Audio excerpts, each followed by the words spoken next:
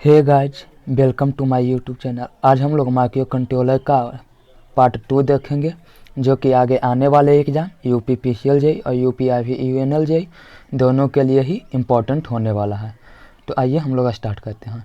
जैसा कि हम लोग पार्ट 1 में पढ़े थे कि जो एम्बेडेड चिप होता है, जो रोम होता है, उस पर जो मेमोरी होता है उसका एड्रेस 00H से लेकर के FFH तक का होता है। 00H से लेकर के FFH तक होता है, जिसमें जो है 00 से लेकर के 7FH तक रैम के जैसा उपयोग होता है, जिसमें 00 से 1FH तक 4 रजिस्टर ब्लॉक के लिए एलोकेट होता है। Register block 0, register block 1, register block 2, register block 3 के लिए। ये 4 रजिस्टर ब्लॉक के लिए 00 से लेकर 1FH तक का होता है। फिर हम लोग 20H से लेकर के 2FH तक का जो होता है वो बिट एड्रेसेबल रैम के लिए होता है। उसको भी रजिस्टर ब्लॉक के रूप में कैटेगराइज किया गया। उसमें भी 4 रजिस्टर ब्लॉक होता है। Register block 4, register block 5, register block 6 and register block 7। यानी कि 00H से लेकर के 2FH तक रजिस्टर ब्लॉक के लिए होता है। उसके बाद 2FH से 30H से लेकर के 7FH तक रैम के लिए होता है। उसके बाद आगे जो 80H से लेकर के FFH तक का होता है, ये स्पेशल फंक्शन रजिस्टर के लिए ये एड्रेस एलोकेट होता है। ये 80H से लेकर के FFH तक में total 128 address location memory location होता है। देखिए ये हम लोग कैसे कैलकुलेट करेंगे तो वो देख लीजिए। यहाँ पे टू डिजिट है, एक फर्स्ट डिजिट के जगह पे क्या हम लोग लिख सकते हैं 80 से FFH तक में लिखना है, तो फर्स्ट डिजिट के जगह पे क्या लिख सकते हैं 8 या तो 9 या तो A या B C D E F, इतना में से कुछ। तो ये कितना कॉम्बिनेशन बन जाए, देखिए 8 9 A B C D E F, total 8 combination बन गया। उसके बाद सेकंड जो है वहाँ पे कितना क्या लिख सकते हैं 0 1 2 3, 0 से लेकर के F तक का लिख सकते हैं, जो कि टोटल 16 कॉम्बिनेशन बनता है। यानी कि टोटल मेमोरी लोकेशन कितना हो गया तो 16 8 जा 128, यानी 128। यानी जो 80H से लेकर के FFH तक में टोटल जो मेमोरी लोकेशन होता है वो 128 होता है। लेकिन जो स्पेशल फंक्शन रजिस्टर है वो 128 में से ओनली 21 लोकेशन में ही असाइन होता है, क्योंकि टोटल जो स्पेशल फंक्शन रजिस्टर है वो 21 ही है। जो कि आगे हम लोग देख लेंगे कि कौन कौन स्पेशल फंक्शन रजिस्टर है और उसका मेमोरी लोकेशन क्या है। क्वेश्चन वहाँ से भी बनता है कि दे देगा स्पेशल फंक्शन रजिस्टर का नाम, बोलेगा कि इसका मेमोरी लोकेशन क्या है। तो फर्स्ट चीज़ तो ये ध्यान में रखना कि 21 का मेमोरी लोकेशन याद नहीं आता है, तो बस एक बार देख लीजिएगा। एग्जाम में ये ध्यान दीजिएगा कि जो ऑप्शन में दिया हुआ है वो कौन कौन सा ऑप्शन जो है 80H से लेकर के FFH तक के बीच का दिया हुआ हो, क्योंकि आंसर जो होगा स्पेशल फंक्शन रजिस्टर के लिए वो 80H से FFH के बीच वाला ही होगा। तो ये चीज़ को ध्यान दीजिएगा। देखिए टोटल 21 जो है 8051 माइक्रो कंट्रोलर में टोटल 21 स्पेशल फंक्शन रजिस्टर है। देखिए जो कि ये दिया हुआ है। देखिए पहला जो है ACC, जिसका मेमोरी एड्रेस है E0। देखिए इसी प्रकार से जितना भी जो 21 जो है स्पेशल फंक्शन रजिस्टर वो सभी दिया हुआ है। इसको आप लोग देख लीजिएगा, PDF में ये दे दिया जाएगा, PDF आपको मिल जाएगा, उससे आप ये देख लीजिएगा। अब आगे हम लोग देखते हैं। देखिए ये जो 21 स्पेशल फंक्शन रजिस्टर है इसको डिफरेंट कैटेगरी में बांटा गया, ग्रुप में रखा गया। तो इसको जो कैटेगराइज करने का जो तरीका है बहुत सा है, जो कि तरीका जिससे कि ये कैटेगराइज किया जा सकता है। लेकिन जो मोस्ट सूटेबल है, जो मोस्ट सूटेबल तरीका है वो ये हम लोग देख लेते हैं।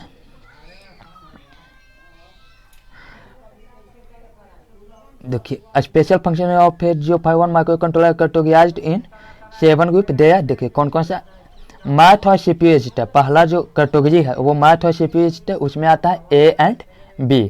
A मतलब एक हो गया एक्यूमुलेटर, B जो रजिस्टर B है वो। फिर स्टेटस रजिस्टर में आता है PSW, जिसको कि प्रोग्राम स्टेटस बर्ड बोलते हैं।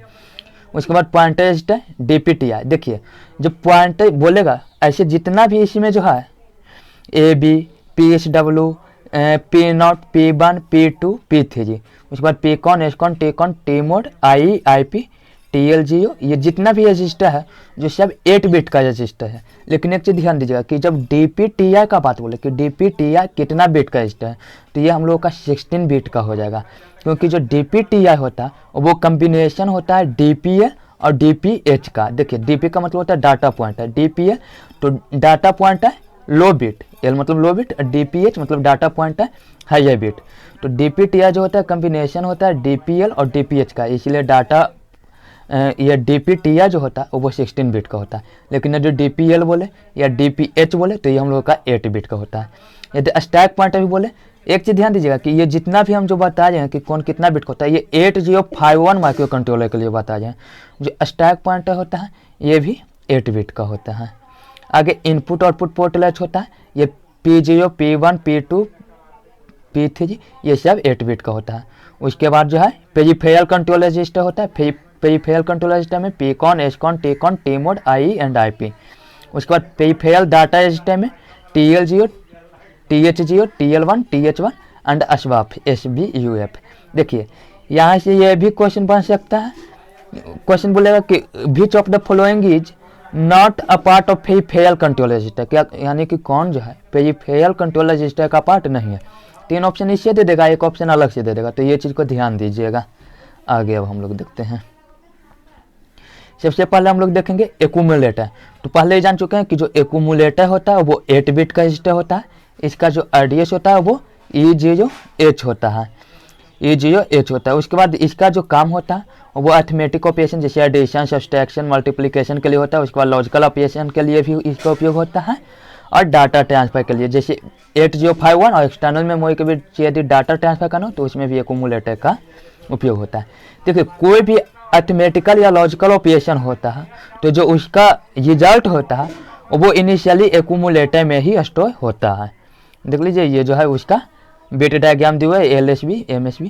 ऐसे जो रीसेट कंडीशन में आता है सभी में 0 होता है, बिट 0 से लेकर के बिट 7 सभी में 0 होता है। ये आगे आप देख लीजिएगा। अगला है जो कि है रजिस्टर B। देखिए रजिस्टर B जो है ये एक्यूमुलेटर के साथ ही मल्टीप्लिकेशन और डिवीजन ऑपरेशन में पार्टिसिपेट करता है। देखिए यदि हम लोग मल्टीप्लिकेशन करेंगे तो 2 ऑपरेंड होता है। जब मल्टीप्लिकेशन का काम करेंगे तो कम से कम 2 ऑपरेंड होगा। ऑपरेंड किसको बोलता है, जैसे 5 और 3 करना तो 5 और 3 ये जो हो गया ये हम लोगों का ऑपरेंड हो गया। तो ये दोनों में से कोई भी एक ऑपरेंड, एक को मल्टीप्लायर बोला जाता है, एक को मल्टीप्लिकेंट बोला जाता है। दोनों में से कोई भी एक ऑपरेंड जो होता है वो रजिस्टर B में होता है, एक ऑपरेंड एक्यूमुलेटर में होता है। डिवीजन में भी डिवीजन जो होता है, डिवीजन में जो डिवाइजर होता है वो रजिस्टर B में होता है। उसके बाद आगे देख लीजिएगा ये जो है मल्टीप्लिकेशन और डिवीजन में रजिस्टर B का उपयोग किया जाता है जनरली, ये एक्यूमुलेटर के साथ काम करता है। इसमें भी जो है ये भी 8 बिट का रजिस्टर है, रीसेट कंडीशन में 0 0 होता है। इसका जो एड्रेस होता है F0H होता है।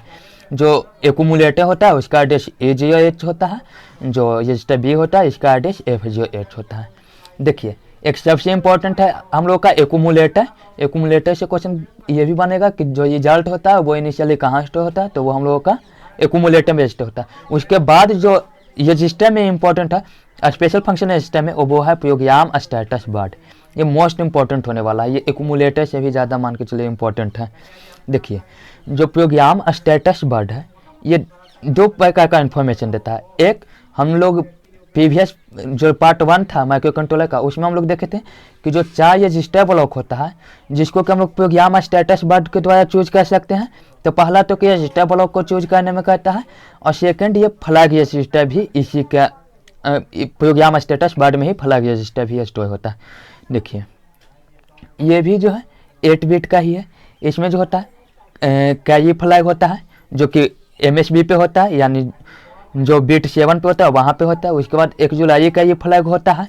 उसके बाद आपका जो है ओवरफ्लो फ्लैग होता है। उसके बाद पॉजिटिव फ्लैग होता है, यह है जो कि RS0, RS1, F0। इस सब को हम डिटेल में और देख लेते हैं। देखिए जैसे C और CY ये कैरी फ्लैग है, ये अर्थमेटिकल और बुलियन अलजेब्रा में जब यदि कैरी बचेगा तो जो कैरी फ्लैग होगा वो 1 पे सेट होगा, यदि कैरी नहीं बचेगा तो जो कैरी फ्लैग होगा वो 0 पे सेट होगा। 1 जुलाई कैरी फ्लैग ये BCD अर्थमेटिक में इसका उपयोग किया जाता है। उसके बाद F0 फ्लैग 0 इसको बोला जाता है, ये जेनियल पर्पस यूजर फ्लैग है। उसके बाद देखिए एक IS1 होता है, एक IS0 होता है।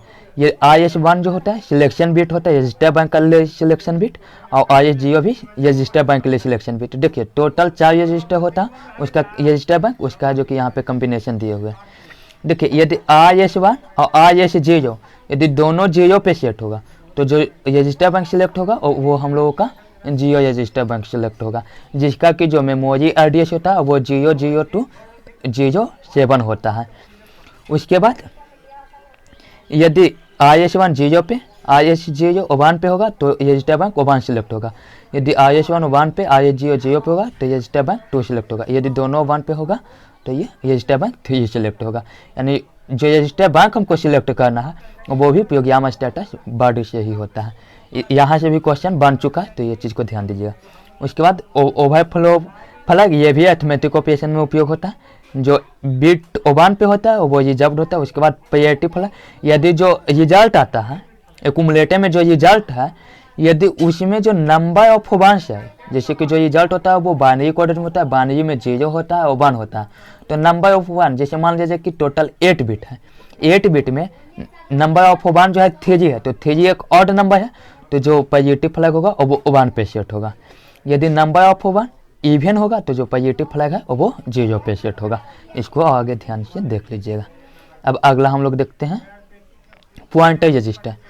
पॉइंटर रजिस्टर में डाटा पॉइंटर होता है। डाटा पॉइंटर को DPTR बोलते हैं। DPTR जो होता है डुपट होता है, एक DPH और एक DPH। देखिए यदि DPTR बोलेगा डाटा पॉइंटर बोले तो ये 16 बिट का रजिस्टर होता है, जो कि फिजिकली कम्बिनेशन होता है DPL और DPH का। DPL जो होता है वो 8 बिट का रजिस्टर होता है और DPH भी 8 बिट का रजिस्टर होता है। देखिए यहाँ से यही क्वेश्चन बनेगा, इसका जो कि डायग्राम देख लीजिए। DPTR जो है DPH हायर बिट के लिए उपयोग होता है, हायर 8 बिट के लिए, और DPL लोअर 8 बिट के लिए उपयोग होता है। इसका एड्रेस जो होता है, देखिए DPTR का एड्रेस तो होगा नहीं कोई, क्योंकि वो दो का कॉम्बिनेशन है, एक DPL और DPH का। तो जो DPL है इसका जो एड्रेस है 82H है, और जो DPH है इसका कॉम्बिनेशन 83H है। उसके बाद हम लोग देखेंगे स्टैक पॉइंटर। जो स्टैक पॉइंटर है ये टॉप ऑफ द स्टैक को इंडिकेट करता है, जो कि जो भी नेक्स्ट डाटा एक्सेस करना होता है, जो कि नेक्स्ट डाटा को लेना होता है, उसको स्टैक पॉइंटर जो है इंडिकेट करता है। इसका भी जो है एड्रेस देख लीजिएगा 81H। बाकी जो डिटेल है वो आप देख लीजिएगा, उतना ज़्यादा इंपॉर्टेंट नहीं है, लेकिन एक बार देखना चाहते हैं तो आप PDF से देख सकते हैं। उसके बाद इनपुट आउटपुट पोर्ट रजिस्टर है। इसमें जो है 4 पोर्ट होता है, पिछला लेक्चर में बताए थे। पोर्ट चारों पोर्ट का पिन नंबर भी बताए थे और वहाँ से भी क्वेश्चन बनता है, और वो चीज़ को भी ध्यान दीजिएगा। देखिए पोर्ट 0, पोर्ट 1, पोर्ट 2, पोर्ट 3 है। देखिए पोर्ट 0 का जो एड्रेस होता है मेमोरी एड्रेस या मेमोरी लोकेशन, और वो 80H होता है। P1 का जो होता है 90H होता है। P2 का 80H होता है। यहाँ पे P2 नहीं, ये PDF में यहाँ पे मिस्टेक हो गया, P3 होगा। P3 का हम लोगों का होगा B0H। ये चीज़ को ध्यान दीजिएगा। ये भी 8 बिट का होता है, इससे ज़्यादा ये भी इम्पोर्टेंट नहीं है। अब आगे हम लोग देख लेते हैं। यहाँ पे सभी का मेमोरी ब्लॉक ही जो कि दिखाया गया है, आगे देख लीजिए। और पेरिफेरल कंट्रोल रजिस्टर देख लीजिए। देखिए पहला तो P कौन होता है, इसका फुल फॉर्म ही पूछ देता है कि P कौन रजिस्टर का उपयोग किसके लिए किया, तो पावर कंट्रोल के लिए किया जाता है। देखिए P कौन रजिस्टर जो है 8051 माइक्रो कंट्रोलर में पावर मोड्स को है, जो कि पावर मोड्स के लिए उपयोग होता है। इसका जो मेमोरी एड्रेस होता है वो 87H होता है। उसके बाद आगे देख लीजिए। देखिए माइक्रो कंट्रोलर जो है 2 मोड में सेट होता है, एक आइडल मोड होता है, एक पावर डाउन मोड होता है। देखिए idle mode, power down mode, दोनों के बारे में डिटेल में दिया हुआ है। यहाँ पे जो है एस मोड जो है ये सीरियल कॉमन होता है, ये बॉड येट मॉडिफाई बिट के लिए होता है। ये भी बोल सकता है कि बॉड येट मॉडिफाई बिट के लिए कौन सा ये स्पेशल फंक्शन रजिस्टर का उपयोग किया जाता है, तो हम लोग का पीकॉन रजिस्टर का उपयोग किया जाता है। उसके बाद एक आइडल और पावर डाउन मोड के लिए होता है, उसके लिए जो है ये आइडल के लिए, ये पावर डाउन मोड के लिए बिट दी हुई है। इसको डिटेल में यहाँ पे लिखा हुआ है, ये पढ़ लीजिएगा। ज़्यादा इंपॉर्टेंट बनता नहीं इसलिए जो कि यहाँ पे भी दिए हुए, ज़्यादा इंपॉर्टेंट बनता नहीं इसलिए जो कि आगे अब चलते हैं। एसकॉन जो है सीरियल कंट्रोल के लिए, इसका जो मेमोरी एड्रेस है वो 98H है। देखिए इसका भी यहाँ पे डिटेल जो है दिया हुआ है, इसको आप लोग देख लीजिएगा। देखिए यहाँ से क्वेश्चन बन चुका है कि जो UART मोड जो होता है, UART मोड, और वो जो है डिटरमाइन करने के लिए किस रजिस्टर का उपयोग होता है। UART मोड डिटरमाइन करने के लिए कौन से रजिस्टर का उपयोग होता है, तो सीरियल कंट्रोल जो रजिस्टर है उसका उपयोग होता है, एसकॉन रजिस्टर का उपयोग होता है। चलिए अब आगे हम लोग देखेंगे टीकॉन। टीकॉन नाम से पता चला ये टाइमर कंट्रोल है। ये टाइम को कंट्रोल करने के लिए इस रजिस्टर का उपयोग किया जाता है, टाइमर को कंट्रोल करने के लिए। दो टाइमर होता है, जो 8051 माइक्रो कंट्रोल है, इसमें दो टाइमर होता है, एक लोअर बिट टाइमर होता है, एक हायर बिट टाइमर होता है। इसका जो मेमोरी एड्रेस होता है वो 88H होता है। देखिए अब आगे हम लोग देखते हैं टाइमर मोड। तो जो टाइमर मोड होता है ये उपयोग होता है ऑपरेटिंग मोड सेट करने के लिए। जो दो टाइमर होता है, टाइमर 0 और टाइमर 1, उसका ऑपरेटिंग मोड सेट करने के लिए टी मोड का उपयोग होता है।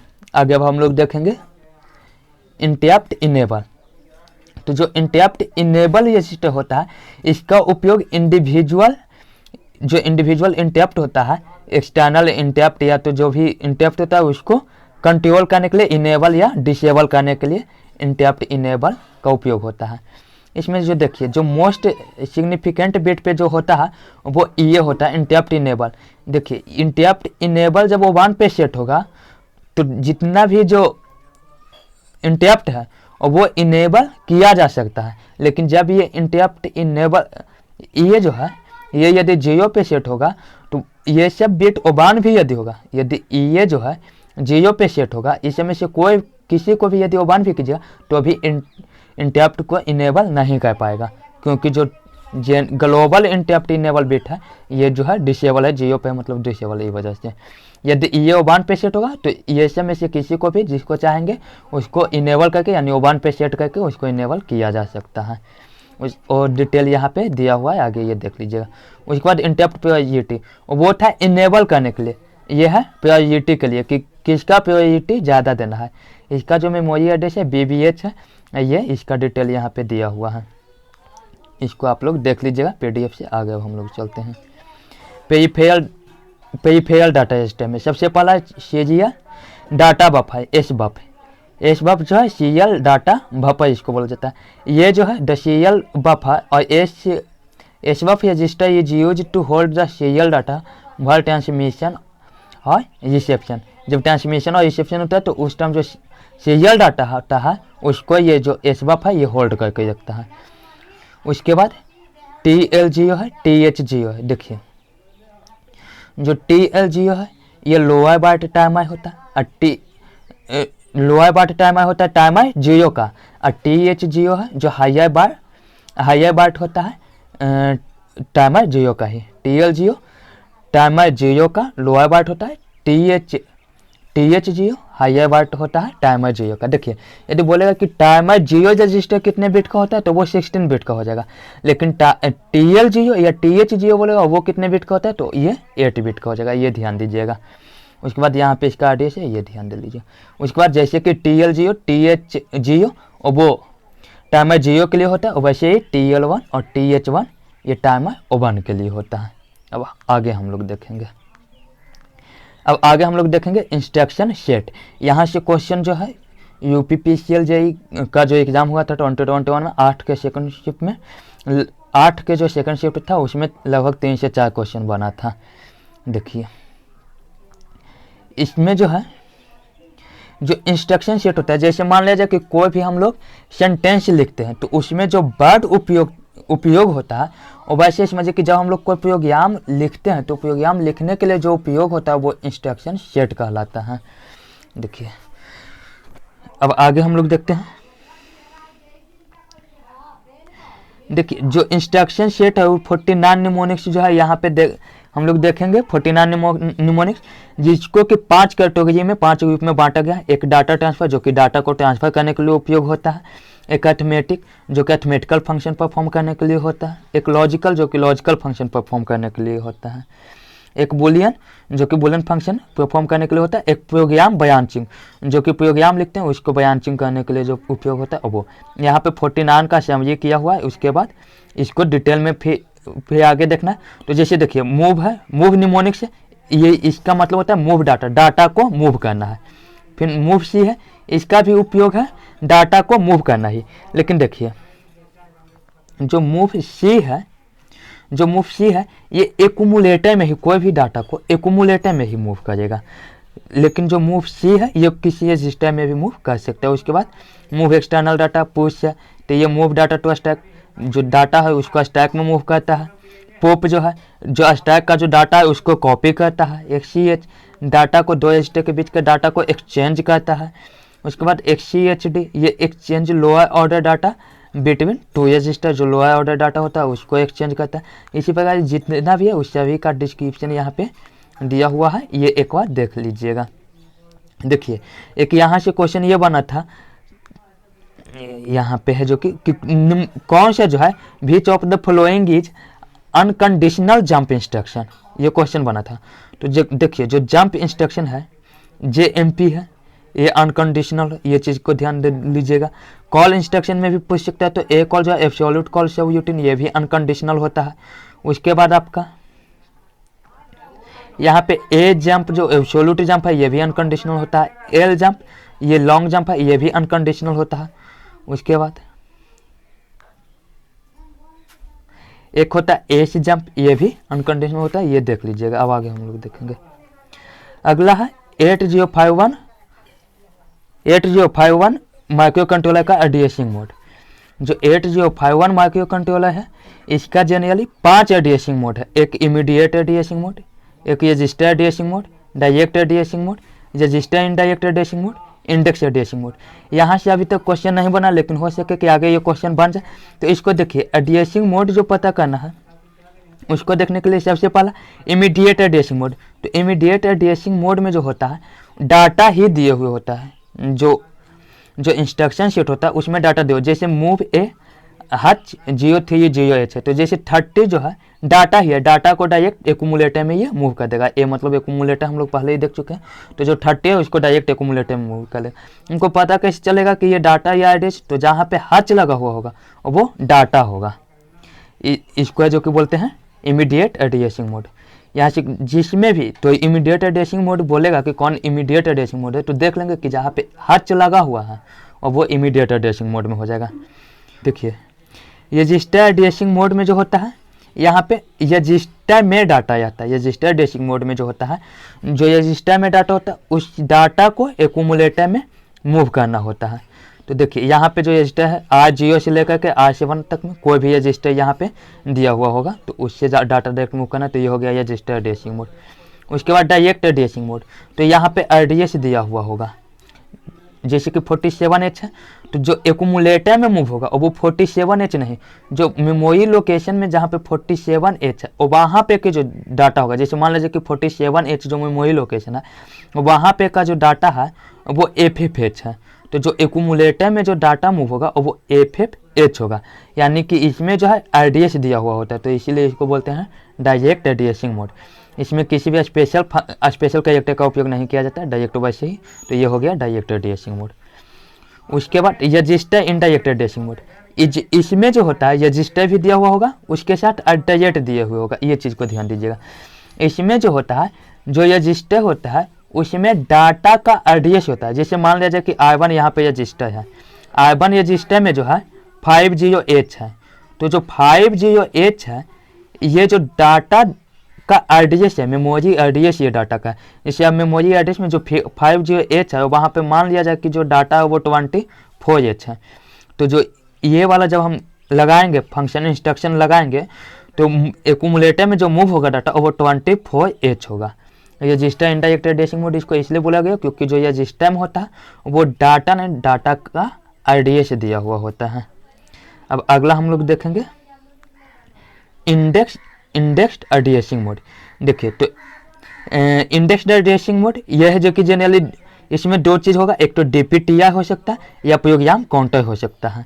तो देखिए जहाँ पे कि DPTR लगा हुआ हो या प्रोग्राम काउंटर हो उसको समझ जाइएगा कि ये इंडेक्स्ड एड्रेसिंग मोड है। तो चलिए आज के लिए इतना ही। माइक्रो कंट्रोलर जो है ये भी समाप्त हम लोगों का हो चुका है। अब कल जो है जो भी क्वेश्चन आया है UPPCL JEE 2021 में उसका हम लोग देख लेंगे। चलिए, थैंक्स फॉर वॉचिंग।